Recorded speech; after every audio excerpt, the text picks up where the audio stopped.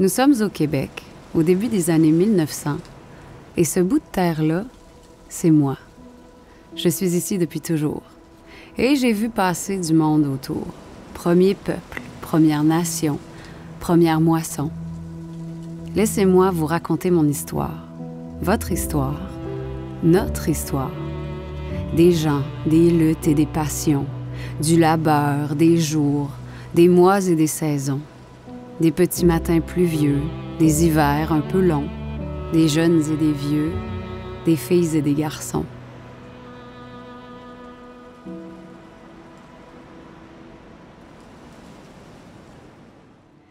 À cette époque, la terre servait à nourrir les gens qui y vivaient, et ces gens-là seulement.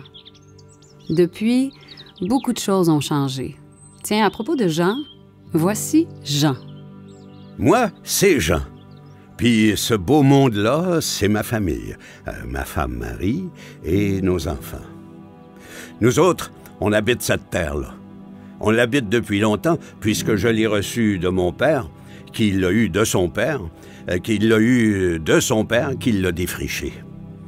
Mais il n'y aurait pas eu tout ça sans ma mère, ma grand-mère et mon arrière-grand-mère, des femmes qui étaient les piliers de nos fermes et de nos maisonnées.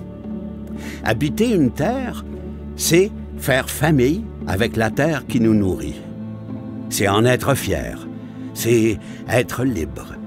Libre d'esprit, libre de créer, de grandir, d'entreprendre. Habiter, c'est cultiver, élever, nourrir, transmettre. Nous, on habite avec le cœur. On habite avec les mains. On habite avec le corps tout entier. Vers 1914, et tout au long de la Première Guerre mondiale, je dois aider à nourrir les Européens. Le Québec envoie de l'autre côté de l'océan des tonnes de produits récoltés ici. La terre que je suis devient très productive. La demande augmente et les prix aussi. Et quand la paix revient, la demande diminue et des surplus s'accumulent. Les prix baissent, les revenus des agriculteurs chutent et leur qualité de vie s'en trouve très affectée. Qualité de vie, tu dis? On n'est pas loin d'être dans la misère. On s'endette assez dur. Fait qu'on n'a pas le choix de s'entraider et de s'organiser. Ça jase de ça dans les paroisses. Le 1er octobre 1924, on est 2500 de partout à travers le Québec à se réunir pour fonder l'Union catholique des cultivateurs, l'UCC. On s'attendait pas à ce que ça pogne autant. Fini le chacun pour soi, on a décidé de s'unir. S'unir pour arrêter de subir. La crise économique de 1929 entraîne la Grande Dépression. Une récession si importante que les villes n'ont plus grand-chose à offrir et plusieurs sont tentés de revenir habiter à la campagne. Alors, les bonnes parcelles de terre viennent à manquer et le poids des dettes convainc plusieurs familles de producteurs de vendre leurs terres. Depuis des générations, on produit tout pour nos besoins. On s'entraide pour améliorer notre sort. Et, après les récoltes, on va gagner notre vie comme bûcheron à petit salaire. Mais on manque de ressources. Nos semences sont médiocres, la nourriture du bétail aussi. Nos produits sont pas de niveau. Et puis on demande maintenant à la ferme de nourrir plus qu'une famille. Elle doit nourrir toute une ville. Faut se moderniser, qu'ils disent. On doit s'unir pour grandir. La prospérité revient. Les producteurs agricoles s'informent et s'éduquent pour mieux aménager leurs terres et vendre leurs produits. Ils manifestent leurs besoins au gouvernement. Tout le milieu agricole s'active, parlemente, s'exprime. Les coopératives, les groupes d'études, les syndicats de bûcherons, les agricultrices.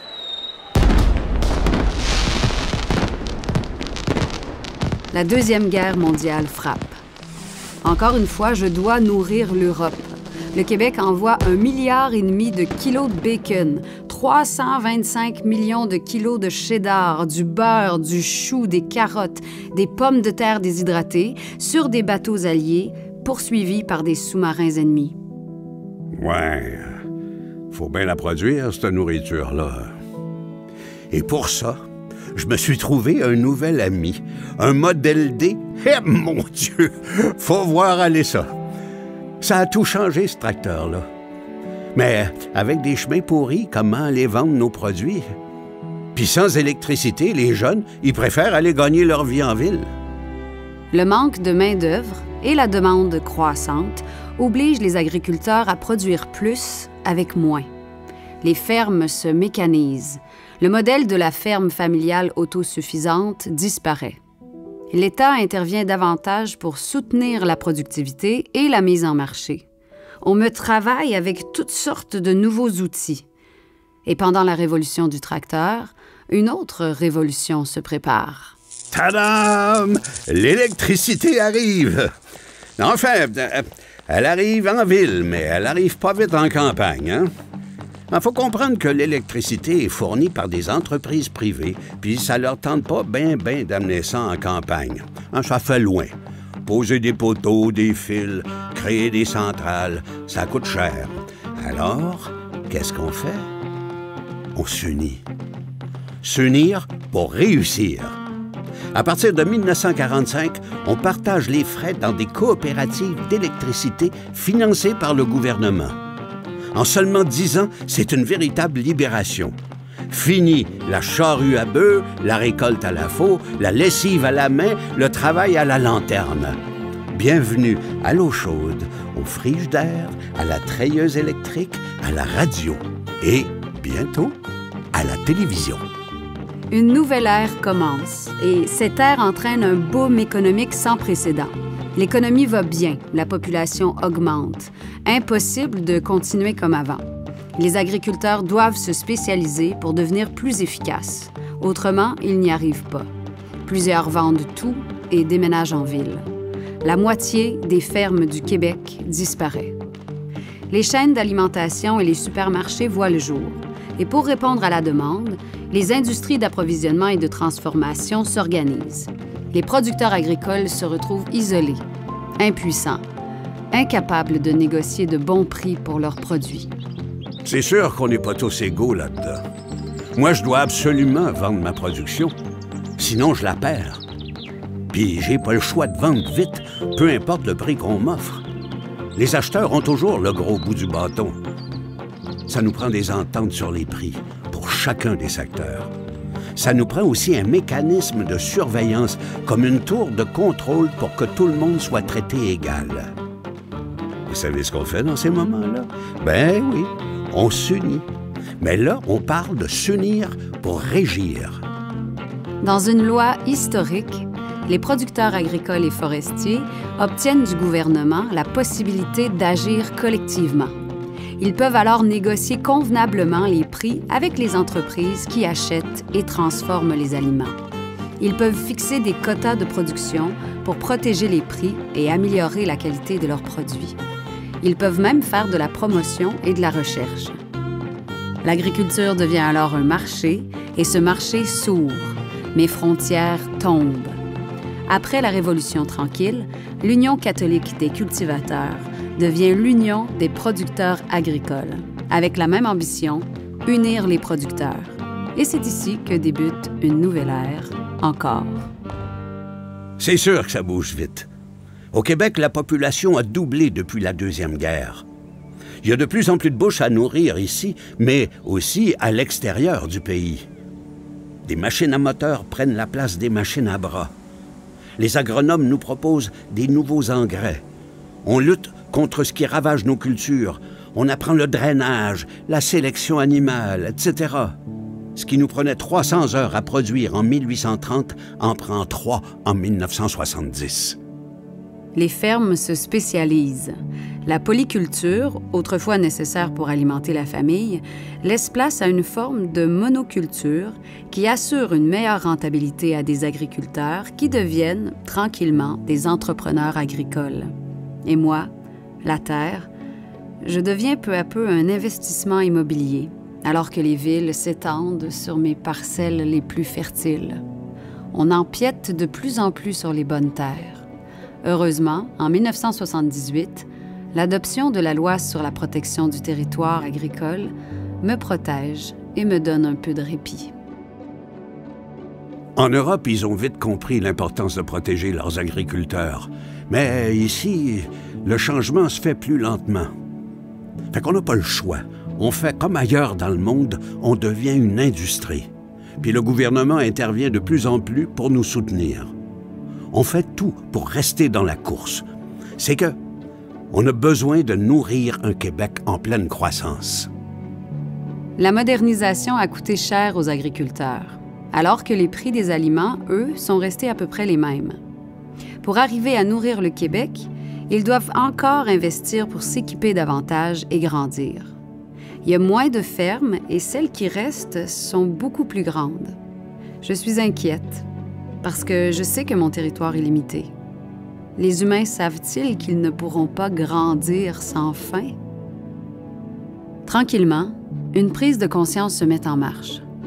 Après des décennies de croissance, de crise, de lutte, de révolution et d'évolution, les producteurs agricoles et forestiers se demandent plus que jamais s'ils me protègent assez, moi, la terre. Et ils se mobilisent. Au fil des 100 dernières années, les agriculteurs de subsistance sont devenus des producteurs. Bientôt, ils seront avant tout des protecteurs. Et moi, la terre, je vais devenir un terroir. Le terroir, ça veut dire qu'on sait d'où on vient et que cet endroit-là a une histoire, une valeur. Le terroir, c'est assumer qu'une terre est une denrée rare, qu'elle est précieuse, qu'on en prend soin et qu'elle mérite d'être protégée. Et vous savez ce qu'on fait pour protéger une terre? Ben, on fait ce qu'on sait faire de mieux. On s'unit. S'unir pour accomplir. Au Québec, seulement 2 % de ma terre est cultivable. Pourtant, on me gruge un peu plus chaque jour. Je suis sacrifiée au profit de l'étalement urbain, de divers projets et de la spéculation. Je suis très convoitée. Mais les humains semblent oublier parfois que je suis irremplaçable. La terre, c'est notre garde-manger. Celui de nos enfants, de nos petits-enfants. Non seulement il n'y en a pas beaucoup des terres, mais en plus, on veut s'assurer qu'elles sont de qualité. Fait qu'on fait de la recherche pour l'environnement. On adopte des pratiques pour faire face au changement climatique. On se soucie de l'aménagement de nos forêts, de la protection des cours d'eau et de la biodiversité. C'est plus le même métier. L'agronomie, la technologie, l'agro-environnement, le bien-être animal, l'adaptation aux attentes de la société, tout change. Puis nous, on se réinvente. On veut toujours faire mieux. Maintenant, les écoles d'agriculture sont pleines, puis les filles sont vraiment impressionnantes à voir. Il y a 100 ans, on voyait juste des gars pour la relève. Pourtant, les femmes ont toujours joué un rôle important sur les fermes. À cette heure, elles sont de plus en plus nombreuses à les reprendre. Bientôt, mes filles vont cultiver ma terre. Et ça fait du bien à mon cœur de père. Aujourd'hui, je suis à la fois locale et internationale. Ce qui est cultivé ici est vendu au plus près dans nos fermes, dans les marchés publics et envoyé partout dans le monde. Le porc, les bleuets sauvages et le fameux sirop d'érable. Les producteurs agricoles exportent même leur savoir-faire pour aider leurs sœurs et frères de terre ailleurs dans le monde, afin de nourrir l'humanité durablement. Et parfois, les travailleurs viennent d'ailleurs pour me cultiver. Ah ben oui! Les travailleurs étrangers, c'est quasiment incontournable. On n'a pas assez d'employés pour faire la job. Sur ma ferme, on a accueilli 2 générations de la même famille. Après le père, c'est son fils qui vient maintenant. Ça fait vraiment une différence pour leur famille au Mexique ou au Guatemala. On veut que ce soit gagnant-gagnant, parce que ça nous aide beaucoup, nous aussi. On tisse des liens, on apprend à se connaître, et il n'y a pas juste nos récoltes qui grandissent, nos amitiés aussi. Le visage de l'agriculture évolue, mais des combats restent à mener pour valoriser le travail des hommes et des femmes de la terre. Ils sont le cœur qui fait battre chaque communauté. Il faut veiller à leurs bonnes conditions de vie. Il faut faciliter la relève de leur entreprise. Il faut les aider à relever les nombreux défis d'un monde qui change vite. Si les agriculteurs forment désormais seulement 1 % de la population québécoise, le Québec sera toujours une nation forgée par l'agriculture. Une nation tissée serrée, fière et travaillante. Une nation qui souhaite devenir de plus en plus autonome pour se nourrir. Une nation qui façonne son paysage, les deux mains dans la terre et le cœur à l'ouvrage. Notre patrimoine rural, c'est notre identité qui s'est construite à travers le temps. C'est pas seulement nos racines, c'est un tronc, des branches, et le fruit d'un siècle de combats, de revendications, de concertation et de récoltes. Bref, un siècle de solidarité. Il y a 100 ans, on me demandait de nourrir 2,3 millions de Québécoises et de Québécois. Vous serez bientôt 9 millions à me demander au moins 5 fruits et légumes par jour, du pain, du lait, des œufs, du miel et de la viande. Aujourd'hui, je suis, moi, la Terre, au cœur des préoccupations, au centre de plusieurs réflexions et la raison pour laquelle des gens passent à l'action. Désormais, je sais que des milliers d'hommes et de femmes veillent sur moi et que des lois et des mains me protègent. Depuis 100 ans, en habitant la Terre, on a appris à s'unir. S'unir à elle, s'unir entre nous. Et s'unir à ceux pour qui on fait tout ça, pour nous tous, parce qu'on mange 3 fois par jour. Oui, ensemble, on habite la Terre. Mais la Terre nous habite aussi. On ne pense qu'à elle. Et vous savez ce qu'on va faire pour elle? Oui, vous le savez. On va s'unir. S'unir pour l'avenir.